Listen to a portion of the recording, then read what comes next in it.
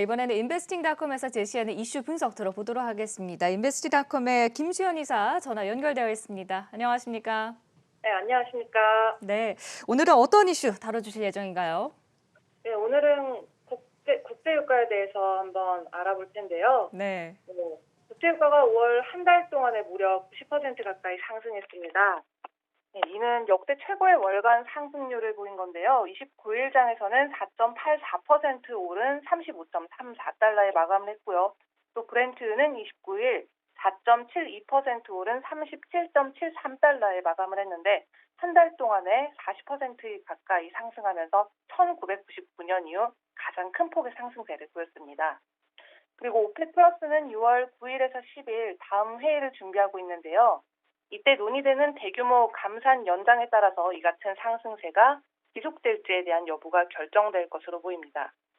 그래서 다음 주에 진행될 오펙 플러스 회의를 앞두고 사우디와 러시아의 균열 그리고 전반적인 국제 유가에 대한 상황을 살펴보겠습니다.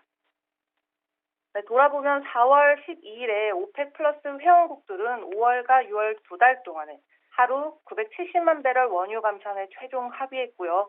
그때부터 최대 생산국인 6개 국가죠. 즉 사우디아라비아와 쿠웨이트, 아랍에미레이트, 나이지리아, 카자흐스탄 그리고 러시아는 원유 감산을 시작했고요. 그중에서 러시아는 하루 원유 생산량인 400만 배럴 중에 100만 배럴을 감산하기로 했지만 약속한 할당량보다는 적은 양을 이행한 상태입니다. 그리고 비오펙 산유국들도 생산도 감소를 했는데 그중에서 미국의 경우는 3월 달에 사상 최대치인 하루 1,320만 배럴의 원유를 생산했지만 이후 하루 230만 배럴 감산한 것으로 추정되고 있습니다. 인베스팅닷컴 캘린더를 통해서 살펴보시면 다음 주 주요 경제 일정에서 우선 6월 9일은 오펙의 정기적인 강요회의를 화상으로 진행할 예정이고요. 11일 있을 오펙 플러스 화상회의는 970만 배럴의 원유를 감산하기로 한 것에 대한 진행 상태에 대해서 논의할 예정인데요.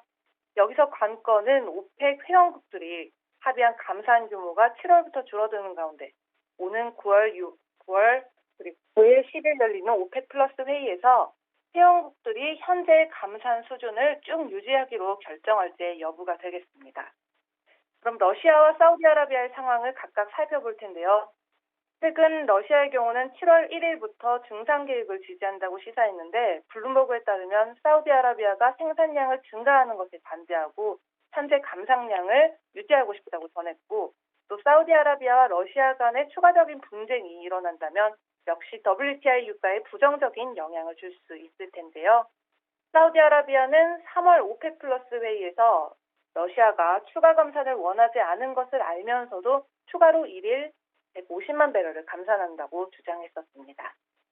이번엔 사우디아라비아가 공식적으로 어떤 입장을 취할지에 대해서 알려진 바는 없지만 현재 시점에서 알 수 있는 것은 러시아가 증산을 원한다는 뉴스가 보도된 이후 두 나라가 원유 생산 정책에 대해 긴밀하게 조율할 것을 동의했다는 것입니다. 하지만 그렇다고 해서 이것이 러시아와 사우디아라비아가 원유 생산에 대해서 같은 입장을 표명하고 있다는 뜻은 아닌데요.